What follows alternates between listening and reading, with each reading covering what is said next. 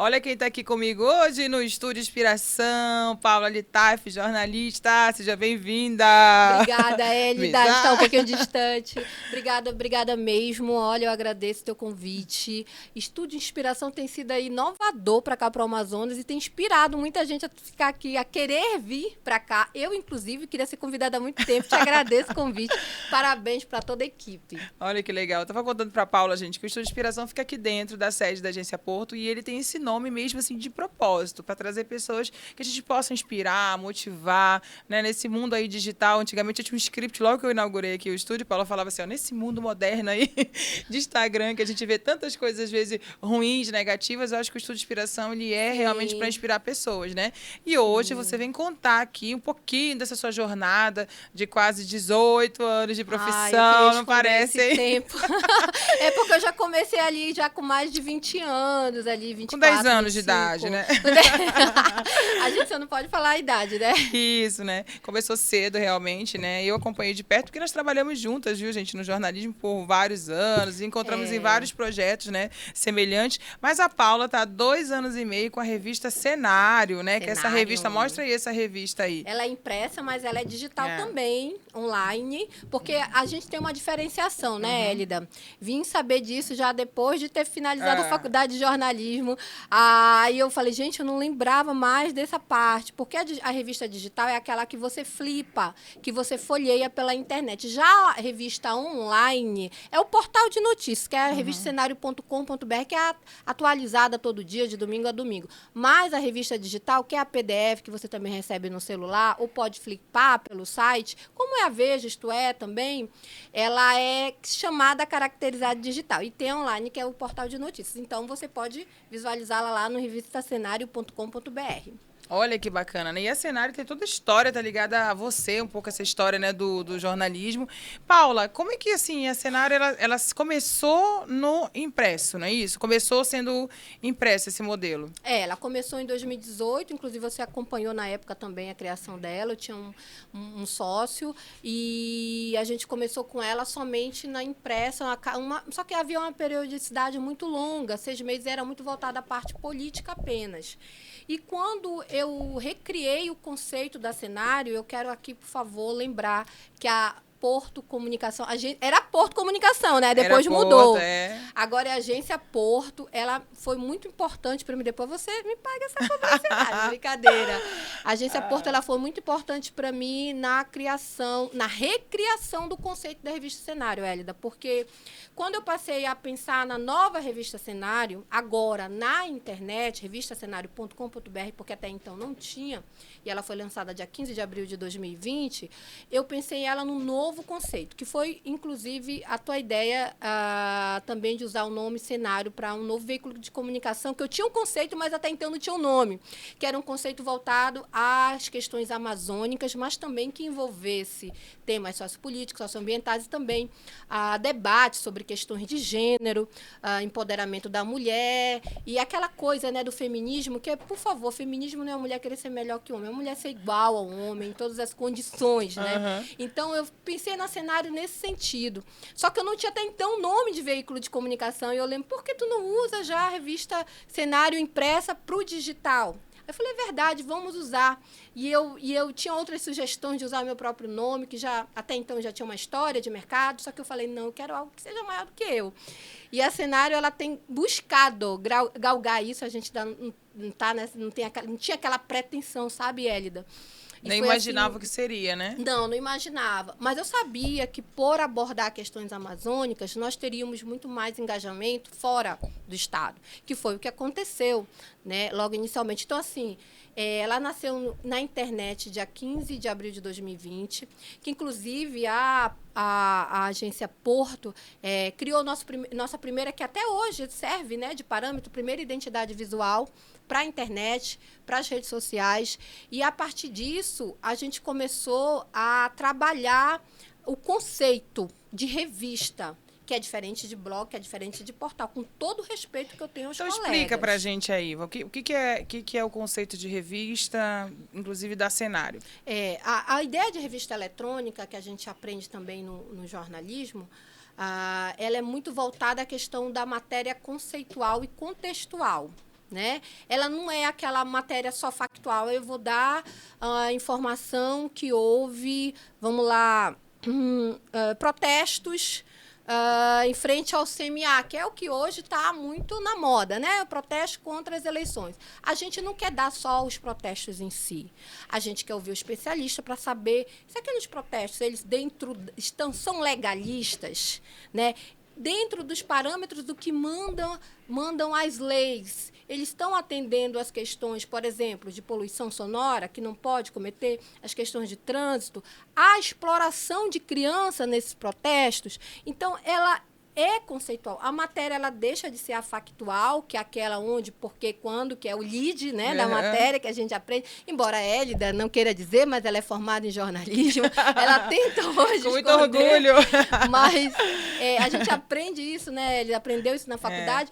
Mas a revista, o conceito de revista eletrônica, ela vai além, ela vai explorar esse lado. E por isso a gente não tem aquela obrigatoriedade de ser como um portal que tem que dar aquela informação logo. Não, eu espero um pouco, eu me retraio um pouco para eu dar uma informação mais embasada. Isso na internet, que é difícil, inclusive. Hoje, então, né? é um pouco buscar profundidade daquele conteúdo, para quando a pessoa lê, ela vai entender todo o contexto, não só aquele fato. Então, é isso que a Cenário hoje faz online, né?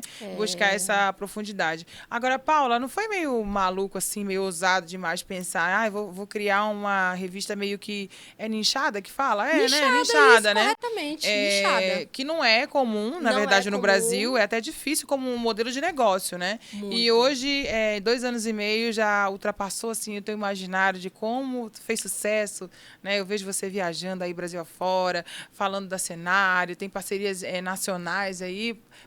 Superou as expectativas? Superou, olha, Hélida, eu, apesar de toda a força que tu dava e todo o otimismo inicial, que a gente, quando vai empreender no negócio, a gente fica com muito medo, é muito natural, mas eu tive muito receio, porque a gente iniciou num período pandêmico, na primeira onda da pandemia, dia 15 de abril, tinha passado o ápice, mas ainda havia ali mortes por Covid, ainda não tínhamos a vacina contra, né, o novo coronavírus, e eu fiquei com muito receio. Eu comecei com uma equipe de 20 pessoas, depois foi para 25 em 3 meses.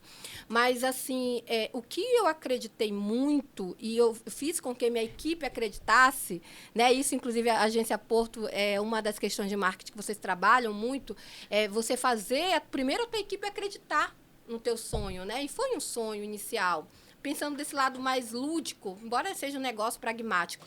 Mas a gente acreditou porque havia um conceito. E o que eu percebo hoje na internet como um todo é que as pessoas elas buscam histórias originais e conceitos, porque há muita cópia, né? Há muita reprodução do que já existe. Então, nós fomos no original, na matéria autoral, que pode demorar um pouquinho sair, mas sai como autoral. Então, a partir disso, a gente começou a criar matérias diferentes relacionadas à Amazônia, mas também relacionada ao combate ao racismo, por exemplo, né? Relacionada a questões polêmicas que, muitas vezes, a sociedade e os veículos de comunicação tradicional não gostam de debater, porque é muito polêmico. Porque todo mundo fala que não é racista, mas existe algo entranhado, enraigado. Numa palavra, a gente começou a falar sobre termos racistas aqui no Amazonas que os veículos evitavam. O denegrir. Pô, mas ninguém fala que denegrir é errado. É errado falar porque existe um estudo que denegrir vem da origem tal, radical da palavra é tal, que é de negro. Então, tudo que é... Sabe? Então, a gente começou a levantar essas polêmicas. Eu falei, não, a gente está fazendo o original. E eu percebi que, dentro dessa ideia do original, chamou a atenção do pessoal de fora. Sabe? E dentro dessa questão do pessoal de fora, a gente recebeu um convite da TV Cultura Brasil para ser parceiro deles na elaboração e produção de reportagens de vídeo, por exemplo, né? Então, foi a partir daí que eu percebi, não, realmente a gente está no caminho certo. Aí, depois vieram novos convites para o veículo de comunicação representar o Amazonas, olha só, como imprensa em congressos internacionais de jornalismo, como, por exemplo, deste ano, na Associação Brasileira de Jornalismo Investigativo, a ABRAGE, que só tivemos nós nós lá, como representante do Amazonas. Onde foi? Em São Paulo. Olha que né? legal. Então, assim, nós recebemos o convite, olha, a gente quer convidar a equipe da Cenário para representar o Amazonas Imprensa aqui em São Paulo, no Congresso de Jornalismo Investigativo. Então, nós fizemos muitas matérias também relacionadas a questões indígenas, que de fato foram investigativas. Eu acho que isso chamou a atenção. Que, na verdade, toda matéria de jornalismo deveria ser investigativa, é que a gente aprende também. Então, eu percebi que o original, o conceitual, a Hélida, ganhava, né, a internet e, principalmente, ganhava leitores que não estão aqui. Só que, assim, eu percebi também que a gente criou um nicho naturalmente. Não que a revista Cenário quisesse só falar para a classe A, B e intelectuais. Não era a ideia inicial. A gente tinha o nosso projeto, queria, é claro, trabalhar a ideia de vender esse projeto de uma matéria mais conceitual. Mas acabou que, naturalmente, foi para isso, para o nicho A, B. E vamos lá, os leitores mais voltados à pesquisa. Só que agora eu estou trabalhando um pouco o contrário disso. É um pouco assim de o chamado formador de opinião, é esse público que você busca? Ainda existe esse termo, Paula? Existe. Formador de opinião? Muito.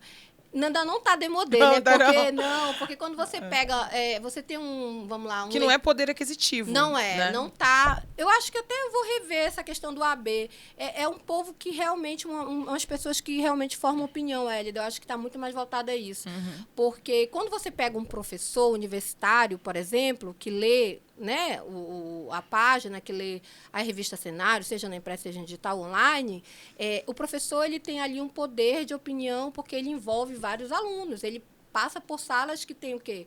30, ou então alunos numa sala, mas num turno de trabalho ele envolve o quê? 300, 400 alunos. Nossa. Durante a semana. Imagina a quantidade de pessoas que ele alcança, né?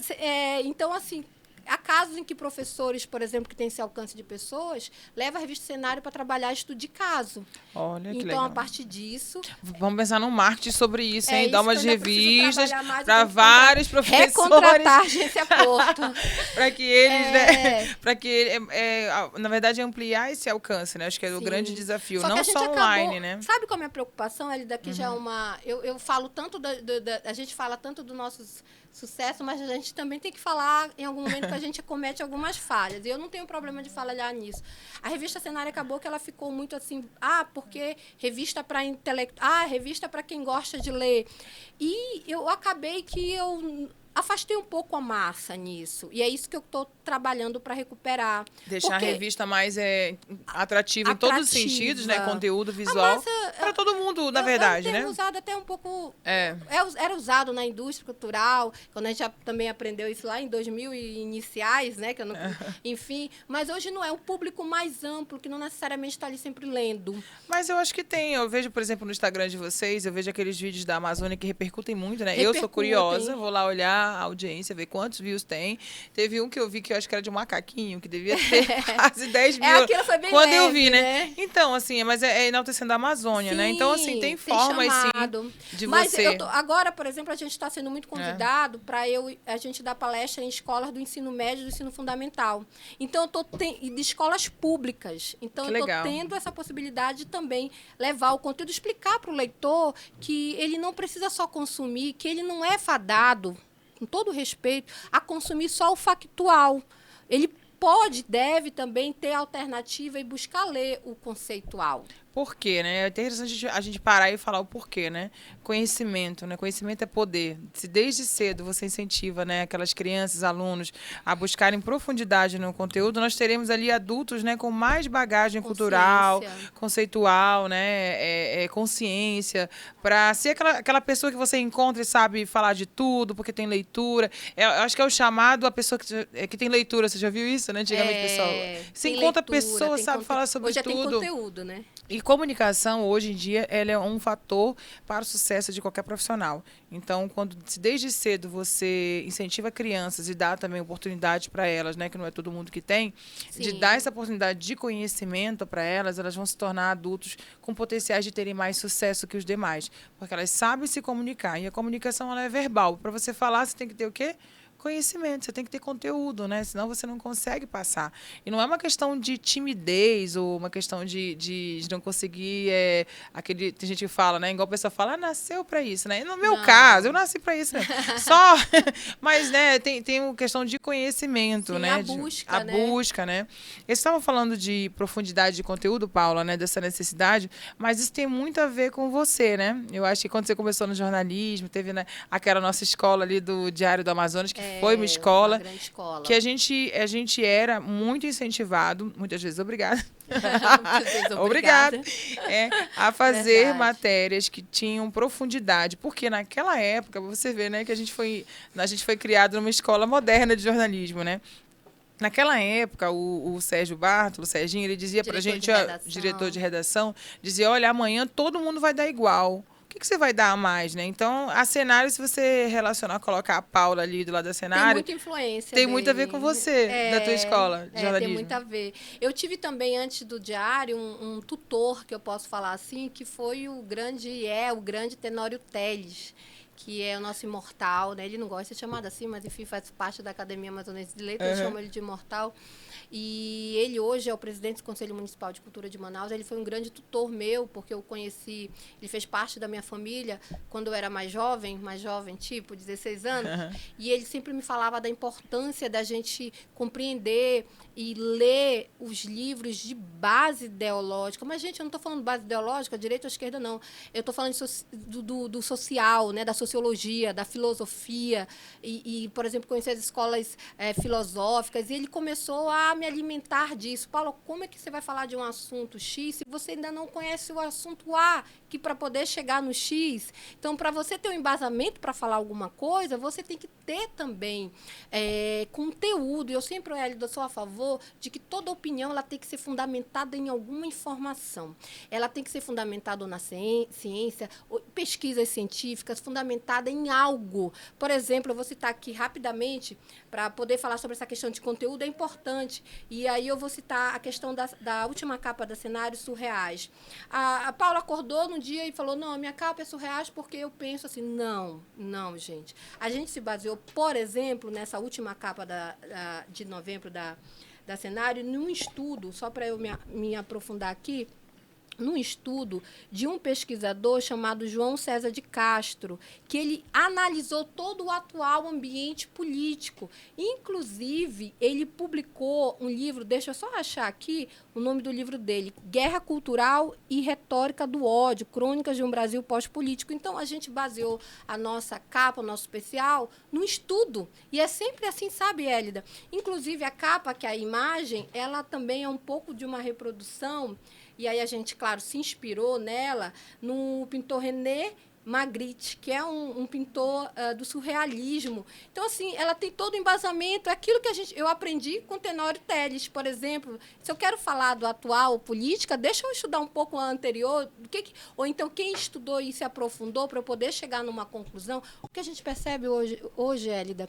A gente percebe muitas pessoas dando opiniões sem fundamento nenhum, baseadas nos seus próprios achismos, sem nenhuma pesquisa. E isso é o que tem, muitas vezes, levado aí as pessoas a criarem um abismo tão grande, cultural, um abismo até de consciência, Hélida. Porque você imagina, tem pessoas que acreditam na intervenção extraterrena.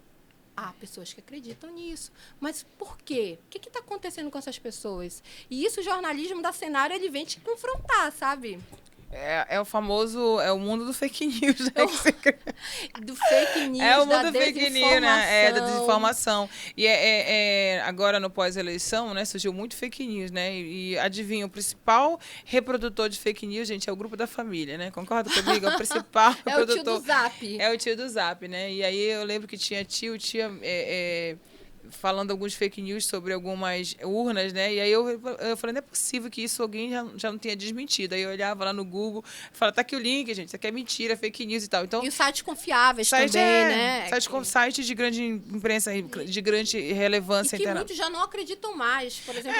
Eu acho engraçado você não acreditar, porque eu percebo, aí eu volto. A Hélida jornalista, agora voltou. Por favor, baixa aqui, retome esse corpo. Esse negócio de não acreditar na grande imprensa é só para as notícias que não lhe convém, né? Verdade. verdade. Então, Bem assim, colocado, beleza. Quando muito bem colocado. a Folha de São Paulo tá falando uma coisa que me convém, eu acredito na Folha. Quando ela não me Muito convém, bem colocado. a Folha não serve, né? Então, assim, as pessoas elas ficam usando ali os sites, né, nacionais, internacionais, para dizer que é bom ou é ruim de acordo com a notícia que dão, né? Isso quando alguém conversa comigo, eu falo, peraí, qual é essa tua fonte aí, né? Fulano é bonito, né? Aí eu não gosto da Paula, aí a Folha de São Sim. Paulo fala, fulano é bonito. Mas foi a Folha que deu, não é confiável, não. Mas se Boa. eu gosto da Paula e falo que a Folha não, a Folha deu. É de acordo com o que você gosta, que você quer. E aí isso vale para as urnas também. O resultado das urnas foi favorável ao meu candidato? Ok, as urnas funcionam, elas são verdadeiras. Mas não foi favorável ao meu candidato? É fraude, sabe? É então, isso. Por favor, a gente é um pouco sobre isso, sim. compreender. Agora, deixa eu só... Você fez a pergunta sobre o diário. A gente precisa citar, Hélida, esses nomes aqui importantíssimos nas nossas vidas. E eu falo na tua também, porque eu sei que foram. Que é o jornalista Sérgio Bartolo, a jornalista Ana Cláudia Leocádio, que agora, né, mora fora do país, casou com um diplomata, então esqueceu um pouco a gente. Então, são pessoas que fizeram muita diferença nas nossas vidas, porque elas não só trabalharam a parte jornalística, mas elas trabalharam o nosso pessoal, a nossa relação interpessoal e também a relação com o trabalho, né? No sentido de que você dá o seu melhor de fato. E não era um clichê, porque aquilo a gente via empregado no dia a dia, diariamente. É verdade, assim, eu lembro que falo para todo mundo, né, que eu tenho oportunidade desses grandes pessoas que passaram pela nossa vida, né, o Serginho mesmo me deu várias oportunidades de crescimento no jornal, e um dia desse eu tive que corrigir um vídeo, né, um vídeo institucional, e tinha uma pessoa, né, tá começando agora no mercado, eu sentei do lado dela, e comecei a falar, olha aqui, esse vídeo aqui, tira esse take, tira esse, e eu vi que ela ficou para baixo. Aí eu falei, sabe quantas vezes fizeram isso comigo quando eu trabalhava com texto? Eu falei, 1 milhão de vezes.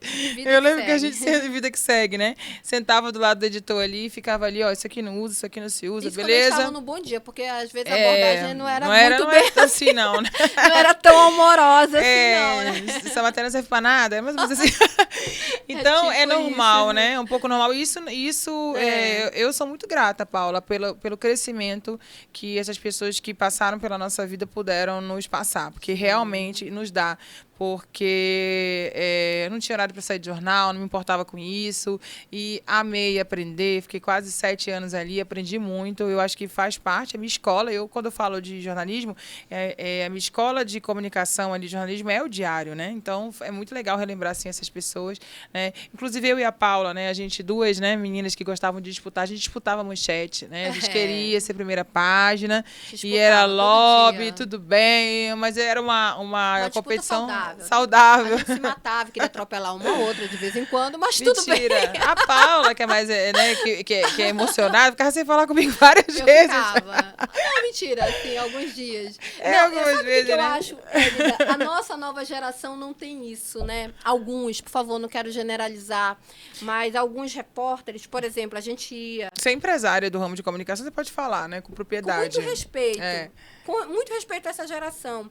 Mas a geração de 2000 de jornalismo aqui do Amazonas é muito diferente da geração atual. Eu vou fazer assim 2 exemplos. Por exemplo, nunca jamais a gente pegaria matéria de grupo de WhatsApp, porque a gente queria ser exclusivo, amor. A gente não queria a mesma matéria do coleguinha, não. A gente queria uma matéria melhor do que a dele, diferente daquele, porque a gente queria trabalhar o nosso nome.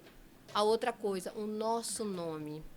Porque antes era jornal impresso, né? A gente é da época do impresso, a internet ainda não bombava tanto, tinha 1 ou 2 portais. A gente é da última geração de jornal impresso. A gente é da última, mas pelo menos é a última, né, vida? Mas assim, nós queríamos que nossos nomes aparecessem como capa de jornal e a gente queria a melhor matéria. A gente não queria só uma tripa. Gente, a tripa, o que era tripa no jornal impresso? Era a coluna. Quando alguém chegava comigo e dizia assim, hoje tu tem a tripa. Gente, eu falava, não pode hoje eu ficar com a tripa, eu quero ficar com todo o jornal. Quero abrir a página. Eu quero abrir a página. E não, se tu conseguir transformar essa tripa em algo melhor, mas o que tu tem hoje é tripa. E eu dizia, não, mas eu mesmo na tripa, eu quero o meu nome lá assinado. E eu brigava, mas nosso projeto gráfico não permite que em tripas tenha nomes assim. Mas eu quero, eu tive trabalho. E hoje a gente não tem isso do profissional. Às vezes o o jornalista não quer nem que assine o nome dele na matéria porque ele não quer se comprometer. Eu falo, gente, como é isso? Como que o jornalista não quer se comprometer com aquilo que ele mesmo produz? Desculpa, com aquilo que ele mesmo produz, não faz sentido isso. Por isso que eu tenho visto a Paula, né, dando, às vezes, palestras, bate-papo, né, em faculdade de jornalismo. Convidada. Eu acho isso muito legal. Tem um pouco a ver, Paula, esse ano eu passei o ano estudando, né, desenvolvimento pessoal e tem perfis de pessoas. É a briga das gerações, né? Essa nova geração, que não é só de jornalistas, profissionais, de um modo geral, ela é diferente. Né? Então, é um desafio, né? A gente que é de outra geração, eu né? não conheço muitos outros segmentos, mas também isso serve tudo igual, é para tudo, na verdade. Né? O Philip Kotler, no 5.0 dele agora de marketing, ele fala sobre essa briga de gerações que vai ficar mais evidente ainda. É difícil você pegar uma geração, né, minha e da Paula, que não tínhamos horas para sair porque a gente amava, a gente queria, a gente tinha o comprometimento com a gente mesmo, de que era o nosso nome, a melhor matéria, competia com a gente mesmo, eu acho que é isso, com a gente mesmo de se superar, né, de uma geração que é um pouco mais desapegada, né? Um pouco mais ali que faz desapegada o seu com o mundo, mas apegada com aquilo que se produz. Exatamente. Né? É uma geração que não tem aquelas mesmas necessidades que a gente. O tempo mudou também, né? Acho que os tempos mudaram, a velocidade da informação. Então, um pouco tentar encaixar essa nova geração para o bem. Porque a gente encontra, né? Pessoas que sim, mesmo com pouca idade, são comprometidas, sim, né? Que tem a palavra de ir até o final, né? Olha, aqui no estúdio a gente tem o Ezequias, que tem 24 anos, Ezequias. 23 anos, né? Um menino novo que me ajudou praticamente a montar. A jornalista Ana Pastana também, depois vocês. A Ana que é muito comprometida. Ana tem carinha de 23. Então, assim, 23. É um pouco esse choque de gerações que dá essa... Por isso que eu não generalizei. É diferente, né? Então, sim, eu acho que o jornalista hoje, ia te perguntar sobre isso. Esse mercado aí, né? Eu te falei que quando em São Paulo, eu nunca conheci... Esse tempo que eu estou viajado para lá, nos últimos 4 anos, ninguém que fala, eu sou repórter de site, de jornal. Porque lá os profissionais, eles são chamados 360, multimídia. Eles fazem conteúdo, né? Você acha que Manaus já está passando por essa transformação? Ou começou, o mercado tem exigido, as pessoas não estão ainda adequadas ainda, vão se adequar para esse novo mundo? Eu acredito que aqui no Amazonas a gente já está começando a iniciar esse processo. Ainda muito incipiente, essa que é a verdade. Mas na revista Cenário eu já costumo dizer para os repórteres que eles são produtores de conteúdo, que o editor é gestor de conteúdo, porque vai muito além de você só escrever uma matéria, Hélida. E a gente já compreende lá na Cenário que ele não pode ser mais só o repórter, né? O produtor de conteúdo de texto. Não. Eu, que tinha muita resistência a vídeo, você sabe muito bem disso, que já me conhece de muito tempo, eu consegui quebrar essa resistência, eles também vão ter que conseguir. E eu sempre digo para eles, olha, eu consegui fazer e eu tinha resistência e eu tive que me adequar ao novo mercado. Você, por exemplo, é uma empresária de agência de publicidade e é gestora, mas criou o Estúdio Inspiração. Você está rompendo paradigmas também, você está quebrando paradigmas, modelos que antes, porque a gestora era só aquela pessoa que ficava trancada numa sala, no ar-condicionado e fazia só o material lá pelo telefone por mensagem. Não, você foi além. E é isso que a gente precisa. Hoje o mercado é impossível, até para quem é advogado, até para quem... qualquer outra profissão, você tem que ir para frente do vídeo. É claro que o advogado tem as restrições da OAB, não pode se vender, ok. Mas ele fala do dia a dia dele, que é aquilo que atrai cliente. Dar informação não é negado por nenhum conselho de classe. Não é, só não pode fazer publicidade no caso da OAB. Mas aí eu explico isso para os nossos colaboradores e os jornalistas da Cenário, de que não cabe apenas hoje, fiz minha matéria, ok, estou indo embora. Não, meu amigo, não é mais assim. A gente tem que se adequar ao novo mercado. E o novo mercado é você fazer sua matéria sim, gravar um story da sua matéria, compartilhar a sua matéria com o seu público, você ter a sua matéria exposta e divulgada, porque não adianta você fazer a melhor matéria do mundo, que pode ganhar um prêmio aí, Jabuti, que seja, e ninguém lê. Faz sentido eu clicar lá na tua matéria e ter... Zero visualização. Zero visualizações? Não faz sentido para mim. Então, assim, e você também não vai fazer sentido para você, porque como é que você vai ser um produtor de conteúdo ou um gestor de conteúdo que ninguém vai ler? Até você vai entrar em crise com você mesmo. Pô, então quer dizer que o que eu faço ninguém vê? Então não faz sentido. Então, eu acredito que no Amazonas a gente ainda está trabalhando essa ideia de não ser repórter, porque para mim não existe mais isso. Assim. De fato, produtor de conteúdo, gestor de conteúdo. A gente ainda está mudando isso na cabeça das pessoas, Hélida. Ainda é um processo demorado, mas já começando. Pelo menos lá na revista Cenário a gente já começou assim. A Cenário, né? Então, uma outra coisa também que tem um pouco a ver, que eu sempre falava contigo, né, Paula? Da Cenário, quando ela implantou, lembra que eu falava? A Cenário tem que ter um Instagram igual da Veja, igual da Folha, tem que ter igual o Instagram. E eu acho que há 2 anos Não, e meio. Você nos ajudou muito. E para você ver, era uma coisa que a gente fez, né? Benchmark, foi procurar referência, ninguém fazia, nem os maiores. Nem os maiores usavam o Instagram. Isso é coisa recente, é 2 anos e meio, 2 anos atrás. Ninguém usava Instagram como a Veja, a Folha de São Paulo, Exame já usavam. E o modelo que a gente criou da Cenário, né? Não foi copiado, mas foi inspirado, sim. Porque era um modelo de sucesso. Modelos de sucesso, que é frases de relevância, fotografias que chamam atenção, vídeos. É o que faz sucesso até hoje, né? Porque a internet, ela é isso, né? A gente entra lá, eu costumo dizer que é um Netflix, né, Paula? Sim. Inclusive a Paula, a famosa, cara do Netflix aqui no Amazonas. A internet é o seguinte, você tá ali, você não entra no Instagram, né? Agora eu quero ver o perfil da fulana, eu quero ver o perfil de tal jornal. Você entra ali, você é impactado por vários conteúdos. E adivinha onde é que eu paro? Naquele que me chama mais atenção. Ou pela imagem ou pelo texto. Então, ou pela trilha sonora. Então, eu acho que é um novo mundo para os veículos de comunicação, né? De jornalismo, que eles desenvolvam ali uma abordagem, uma linguagem que atraia mais pessoas, né? Que chame a atenção ali dos seus leitores, né? Os leitores de antigamente, porque mudou esse mercado. Mas eu ainda vejo ainda, Paulo, muito ainda o tradicional, né?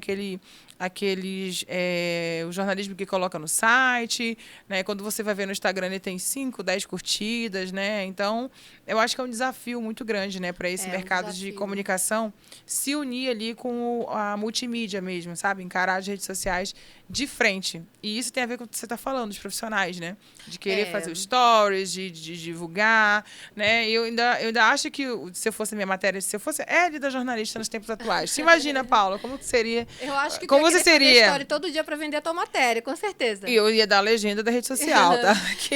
Eu faço isso com as minhas matérias. Olha, quando são minhas matérias, eu faço questão de eu escrever minhas legendas, de eu escolher a minha foto, falando, não, é essa foto com os meus editoriais, eu faço questão também de colocar os vídeos. É claro, a gente tem a sugestão da equipe, que é muito importante, mas eu escolho, eu falo para os produtores de conteúdo da Cenário o seguinte: quando você for fazer sua matéria e for colocar na rede, escolha você a imagem, escolha você o título, é claro, em parceria com o teu chefe, obviamente, o teu gestor, mas escolha, dê a tua cara, que é aquilo que tu sabes que de fato, porque foi você que apurou, então você vai saber onde está o cerne da questão. Agora, Hélida, a Cenário, ela é claro, com muita ajuda e auxílio da Porto, a gente percebeu que as pessoas, enfim, foi uma percepção um pouco tardia, mas a gente percebeu que as pessoas, elas gostam de ver histórias na internet, né?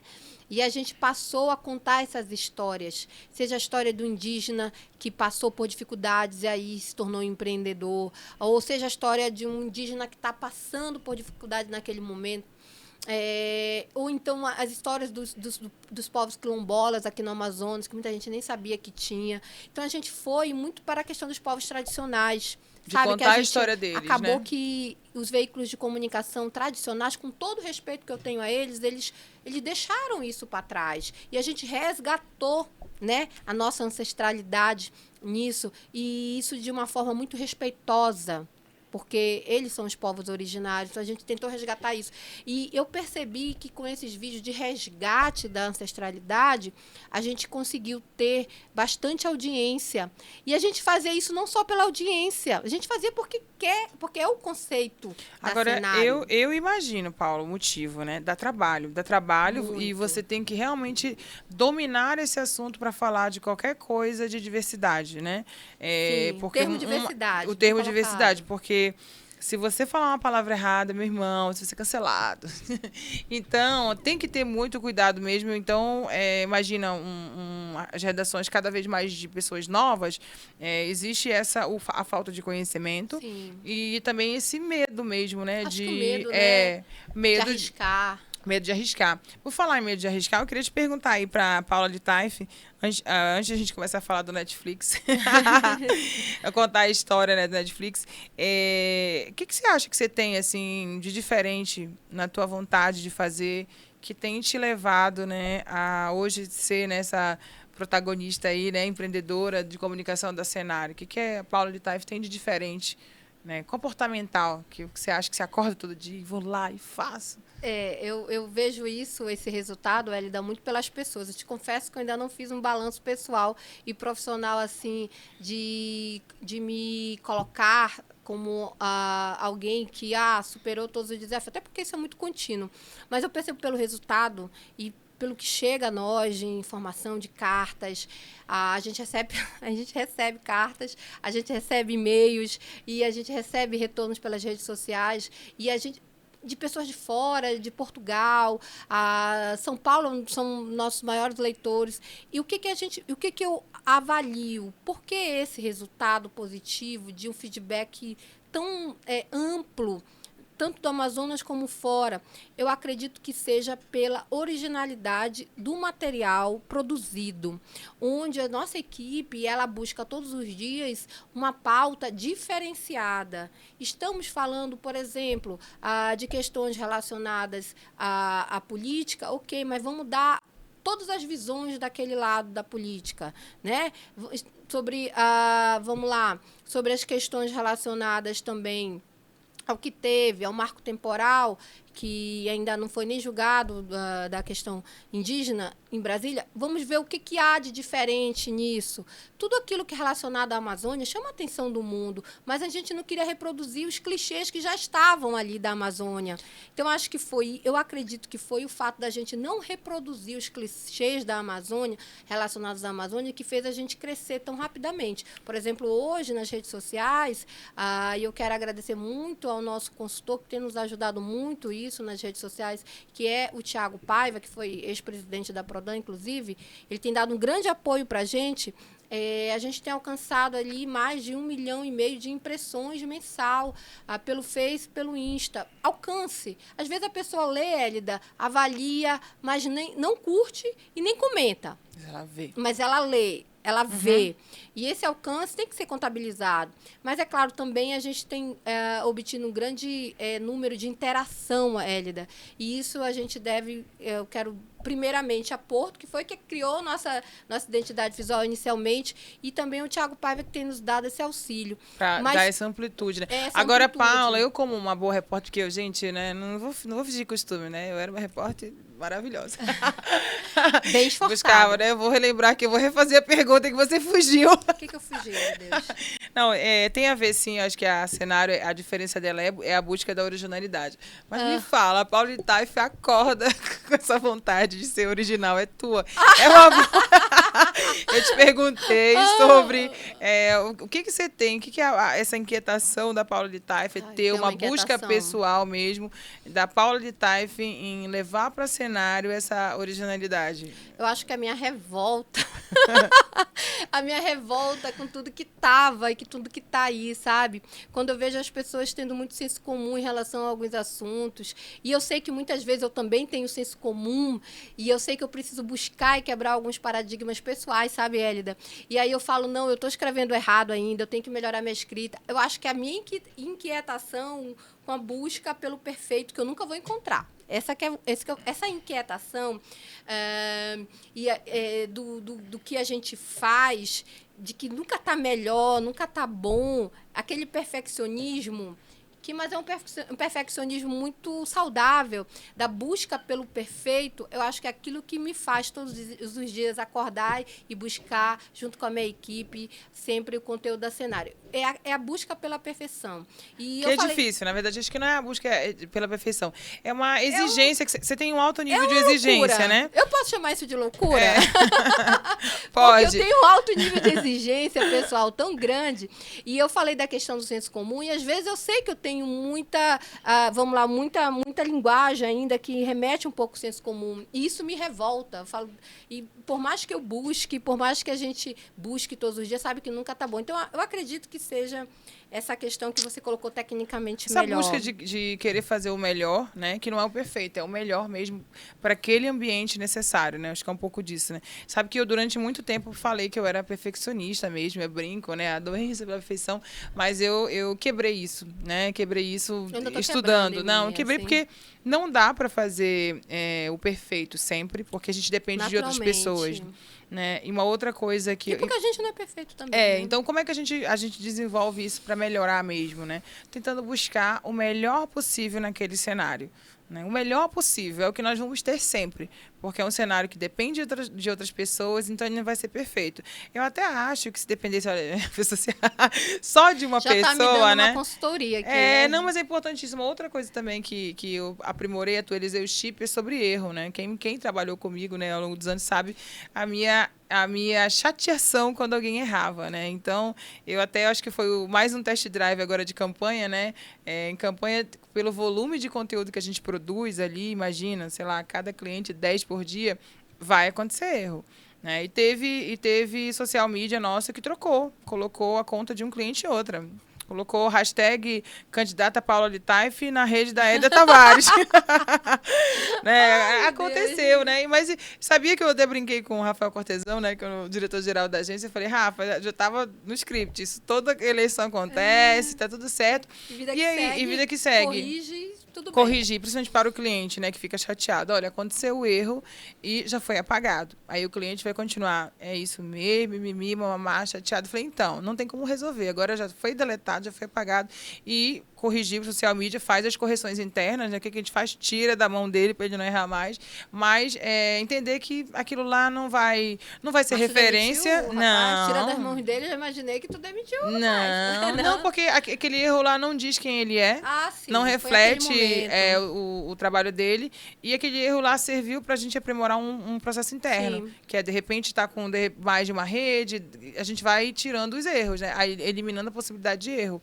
Né? Agora, você estava falando da Paula de Taifel. Você lembra aí, desde sempre, que se você fosse descrever a Paula de Taifel, a jornalista e a empreendedora? Eu sou a pior pessoa, eu quero dizer que as pessoas que eu preciso trabalhar isso muito em mim, eu falei para ela daqui, inclusive, eu ia pedir uma consultoria dela. Eu sou a pior pessoa para fazer autoelogio, eu sou a pior pessoa para falar das minhas qualidades positivas. As qualidades, obviamente, são positivas, mas assim, eu sou a pior pessoa para falar isso. Não, vai falar hoje. Eu sei lidar melhor com crítica do que com elogio, Hélida, é sério. Não, mas a me fala, terapia tá me ajudando a melhorar isso. Pensa aí, desde de ser repórter, né? Eu te lembro algumas coisas, né? Porque, como eu falei, gente, aqui é um bate-papo de pessoas que conhecem há muito tempo, né? Então, assim, eu lembro de você ser muito focada em conseguir o que você queria, né? A Paula era o tipo de repórter, gente, que não saía da redação. Se ela fosse para encontrar o arco-íris, você pode ter certeza que eu ia encontrar o arco-íris, amor. Eu ia. Se era para encontrar o Lula, que o Lula foi presidente na época que eu comecei na redação, né? E se eu tivesse que perguntar do Lula pertinho dele, amor, ele podia ter 50 mil seguranças. Eu chegava perto do Lula e perguntava dele. Eu não voltava sem a pauta que me dava, né, Aurélio? Isso é verdade. Sempre fui muito focada, muito... como é que eu tinha um objetivo e queria chegar naquele objetivo de colocasse na minha cabeça. E todos os dias a gente tinha uma demanda de pauta. Então, eu buscava assim, eu era muito focada. Eu acho que, além da questão do foco, o sonho. Eu acredito que o que me fez empreender mesmo, além do foco, porque sem foco não vamos ser aqui românticos, né? Sem foco você não chega a lugar nenhum. E o foco, é muito a junção do planejamento e da execução. É claro, tem todo um processo nesse meio, mas é você planejar e executar. Isso realmente você mostra que tem foco. Mas o sonho, é um pouco lúdico isso, mas é real. É você sonhar com mudanças. É você pensar que o teu trabalho pode modificar e melhorar a vida das pessoas. Eu comecei a empreender para o jornalismo a partir disso. Eu fazia consultoria de imprensa, que era assessoria de imprensa, só que depois eu comecei a ter uma crise de identidade, falei, cara, não é isso que eu quero, eu não estou me realizando nisso. Aí quando eu falei, não, a minha realização está no jornalismo, está nas reportagens, está na produção de conteúdo de reportagem. E eu pensei muito nisso, não só, obviamente, o foco, mas é você ter aquela ideia, até um pouco utópica, de querer mudar o mundo. É loucura? Mas né, os grandes inventores, grandes empreendedores, eles começaram com sonho. Então, eu ainda tenho o sonho de através e por meio da cenário, a gente mudar algumas crenças e quebrar algumas crenças limitantes nas pessoas, sabe, Hélida? É um viés de melhorar o mundo hoje para, de repente, para as tuas filhas, né? Para as novas gerações, para que elas não tenham ainda que lidar com aquele... Eu sei que isso nunca vai acabar, mas lidar com esse machismo estrutural, que ainda existe muito, com racismo estrutural, que fica ali escondido, com preconceito contra os povos amazônicos, sabe? Então, que são chamados também de amazônidas, mas... eu acredito que essa ideia de você querer mudar, mas mudar de uma forma não impositiva, sabe? Não é aquela forma impositiva, não. Existe todo um contexto para você tentar trabalhar a ideia das pessoas. Eu acredito que esse seja um dos principais motivos que me fez me levar para o empreendedorismo na notícia. Não queria te interromper, né? Mas é tentar mudar a consciência, que é isso que é mais profundo, né? Agora, voltando, falando de novo, né? Sou uma repórter que não desiste, Paula. Paula de Taif. Cadê? Quanto tempo? A gente está atrasado. Os últimos minutos, gente. A gente vai ter que voltar para fazer um novo podcast. Para fazer a segunda etapa, né? Fica 2 horas falando, gente. Paula, você está falando assim de duas coisas, né? Essa tua vontade de empreender, né? Isso tem a ver também com vontade de melhorar a vida das pessoas ao teu redor, da tua família. Hoje você emprega pessoas. Eu emprego. Como é que era o que você pensava antes? Olha, muito interessante essa tua pergunta, porque às vezes a gente não vê por esse viés. Mas quando eu comecei um negócio, desde a época da consultoria, eu sempre pensei que a gente poderia aumentar a equipe, ver pessoas trabalhando numa empresa de verdade, né? Porque até então eu era empregada. E quando você tem essa possibilidade de você juntar pessoas por um propósito numa empresa, num local, com sede, CNPJ, gente, isso é revolucionário. A gente até falava no intervalo, né, Elida, antes de entrar aqui, como é importante, como seria importante que o Brasil tivesse uma educação empreendedora para as crianças desde pequenas, assim, desde o início, né, desde o Fundamental 1, porque é muito bonito você ver um negócio crescer com 2, aí depois 3 funcionários, depois 5 funcionários, e as pessoas ali criando seus sonhos em torno do negócio, que já não é mais seu. O Dori Carvalho, por exemplo, que é o escritor aqui do Amazonas, eu achei tão bonito quando ele falou isso para mim, Hélida. Nós mandamos pela primeira vez um representante aqui do Amazonas, da região norte, foi para sentar na TV. Primeiro fui eu, depois eu mandei um repórter de Rondônia, sentar naquela mesa da TV, rodada da TV Cultura, no Roda Viva. Desculpa. Mandamos. Sonhei, a gente nunca me convidaram. Não, assim, e o Dori Carvalho, que é escritor, ele passou uma mensagem, falou assim... esse rapaz, esse jornalista que está lá na TV Cultura, no Roda Viva, ele é da nossa revista Cenário. Olha que interessante, ele já entende, isso é maravilhoso, porque a ideia é essa, que a Cenário não é só minha, não é só dos funcionários, a Cenário é dele também, sabe? É da nossa revista Cenário aqui do Amazonas. Eu falei, da nossa... Ele nunca tinha visto na minha vida uma pessoa do Amazonas sentar como entrevistador no Roda Viva, foi a primeira vez. Parabéns, eu achei bonito porque ele já compreendeu que a revista Cenário também faz parte dele, é daqui. Pertencimento, sabe? Uhum. Isso é muito legal. Então, assim, quando você vê um negócio que é seu, ser criado a partir da sua ideia, e ele passa a ser adotado como também um sonho de outras pessoas e dos clientes, porque o leitor é um cliente, né? É um cliente nosso. Você acha aquilo tudo mágico, então eu acredito que o empreendedorismo, ele muda mesmo a vida das pessoas. E não só a sua, muda ao seu redor. Claro que eu levei mais qualidade de vida à minha família, qualidade de vida aos meus pais, às pessoas que trabalham comigo por meio da Cenário. Então, você não só muda por meio do jornal, porque é o nosso produto que a gente vende, mas também muda a questão física, né? de manutenção de vida mesmo. Sim, isso é uma das coisas que a gente estava conversando lá fora, né? Eu acho que o empreendedor, quando ele entende que ele tem um CNPJ, que ele precisa acreditar naquele negócio, que ele precisa, sim, ganhar mais dinheiro, ele vai impactar a família dele inicialmente, depois ele impacta ali todas as pessoas que trabalham para ele, cada vez mais pessoas impactadas e beneficiadas. Quando a gente fala impactar, é que é dando oportunidade de emprego para aquela pessoa ter melhor qualidade de vida, melhorar a família dela. Então, o empreendedor, em qualquer lugar que ele está, torço muito, viu, que o Brasil desenvolva muito nessa questão do empreendedorismo, incentivar as pessoas a empreender. E a empresa, né, Paula, comprovadamente, ela não é um local que o funcionário tem que ir lá e só ganhar e a empresa pagar. Não trabalha para a empresa, né? Cada vez mais se desenvolve o conceito de que a empresa é só um caminho para o funcionário, o prestador de serviço, o colaborador ganhar mais dinheiro e ganhar dinheiro. É só um canal. Sim. Sabe? É só um meio para ele ganhar mais dinheiro. E os melhores colaboradores, prestadores de serviço, se entregam mais. Eles se entregam mais, eles ganham mais. Né? Aqui na Porto é uma realidade, por onde eu passei é uma realidade, é você entregar. Óbvio, né, gente, que o salário inicial não é 15 mil reais, mas existe todo, né, uma... Mas é possível chegar na Porto a 15 mil reais, que importa. Estamos contratando.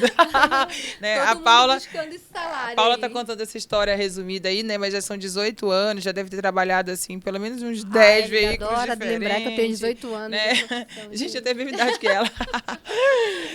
E, então, é um pouco por aí. Agora, Paula, antes de encerrar, que você que está atrasada aí, atrasado para o próximo compromisso, né? E aí a gente volta num próximo podcast aqui para falar um pouco sobre essa carreira do novo jornalismo e falar um pouco assim do nosso cenário Manaus e Amazonas, porque é diferente, né? Não é como o cenário brasileiro, é diferente. É muito diferente. Né? Então, e a gente pode fazer um podcast só sobre isso, né? Falar sobre isso, falar as verdades, o que está em alta mesmo. E também, o mais importante, dar conhecimento, orientar, passar um novo olhar para as pessoas que estão estudando jornalismo e para quem está no mercado. Eu tenho visto muita gente agora, depois de 20 anos de jornalismo, começar a pensar em se reposicionar. Né? E algumas pessoas têm o quê? 50, 60 anos, né? É possível, né? É possível, mas concorda comigo que é um pouco tarde, né? São pessoas que já estão quase 60 anos. Acho que toda hora pode começar, mas se as pessoas começarem agora, na próxima década, eu falo muito da Yuri, a sua próxima década vai ser diferente. Se você tem 30 anos e começar agora a fazer um reposicionamento de carreira no jornalismo, atendendo o que o mercado precisa, quando você tiver 40 anos, você vai ter outras habilidades. Sim. Então, é a hora de começar, desenvolver essa consciência. Então, eu já quero te convidar para a gente falar sobre isso. Antes de você ir embora, me conta aí, participar da Netflix, da série, né, Bandidos na TV, mudou a tua vida? Foi um divisor de águas participar do documentário da Netflix, Bandidos na TV, que teve, inclusive, a produção da Hélida em Manaus. Ela foi uma das produtoras. E, Hélida, tu sabes que eu resisti muito, com muito receio, porque inicialmente eu fiquei com uma preocupação do documentário de alguma forma atingir minha família, né? A gente estava falando ali de um caso onde as testemunhas que eram interrogadas, elas eram encontradas depois mortas, assassinadas, e algumas, a gente sabe disso, e isso, claro, me causou um grande temor, mas fora isso, quando tu conseguiste me convencer depois de algum tempo, né? Porque tu já conhecia toda a produção ali do Daniel Bogado, de todo mundo, que é o diretor do Bandidos na TV, foi um divisor de águas. Porque, infelizmente, aqui no Amazonas, as pessoas, e na região norte, eu percebo isso, você só é reconhecida aqui quando você depois é primeiro reconhecida lá fora. Né? E o documentário Os Bandidos na TV, ele é nível internacional. Ele até hoje está no catálogo da Netflix para quem quer ver documentários, e não está só no Brasil, está fora do Brasil também. Então, quem está fora do Brasil também consegue ver o Netflix, é claro, traduzido para a língua de origem do país, para a língua do país, para o idioma do país. Mas foi perceptível que, apesar de todo o trabalho que a gente tinha feito, que a gente faz e que a gente fez desde quando começou a trabalhar nas redações, as pessoas passaram a conhecer a gente a partir dali. Né? Parece que tudo começou a partir dali. E não. Além do caso Wallace, eu trabalhei em outros casos relacionados à política, a matérias ditas investigativas, porque a gente compreende que toda matéria tem que ser investigativa, mas o caso Wallace ficou marcado e as pessoas passaram a reconhecer mais o trabalho. E eu também preciso aqui reconhecer que um pouco inicialmente aqui no Amazonas, do sucesso da Cenário se deve ao fato de eu ter trabalhado aí para esse documentário do Netflix, Hélida, porque as pessoas, foi quem é dono da Cenário? Que fez o documentário do caso Wallace, do Netflix. Então, agrega valor.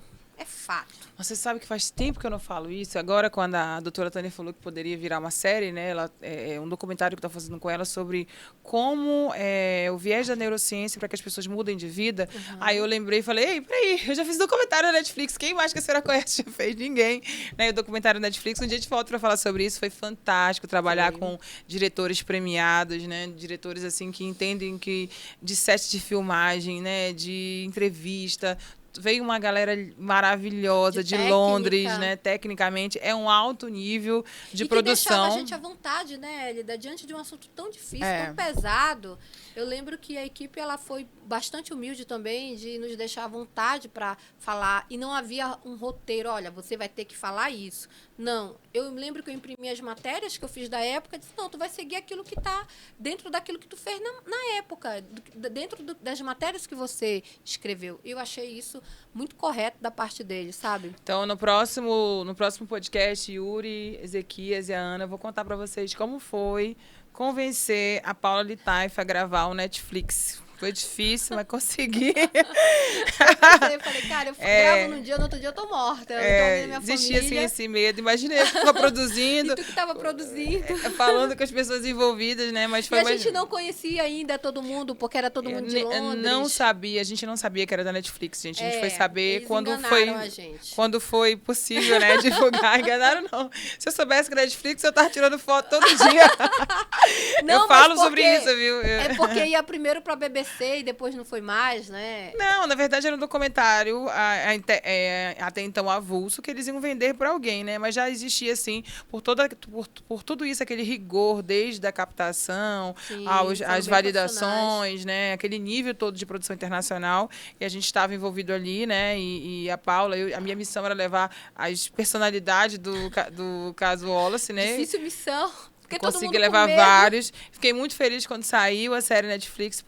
Eu vi meu nomezinho lá, Hélida Tavares, né? Produção em Manaus, tá lá. Tem que dar esse print de novo. Foi maravilhoso. Uma experiência. Tem um site criado Criei também, o Bandido na TV.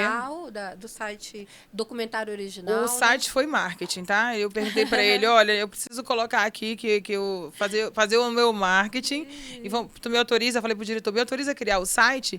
Ele autoriza. E todo mundo acha que esse site é da Netflix, tá? Foi a gente que criou de um dia para noite. Mas com né? autorização do... com a autorização do diretor. Então, ele gostou muito, porque a Netflix só faz o marketing interno lá na plataforma, que é gigante, né? E criei, e óbvio que tem uma matéria minha e da Paula lá, né? E as pessoas acham que é da Netflix. Gente, foi a gente que criou, né? Afinal, marketing é tudo, né?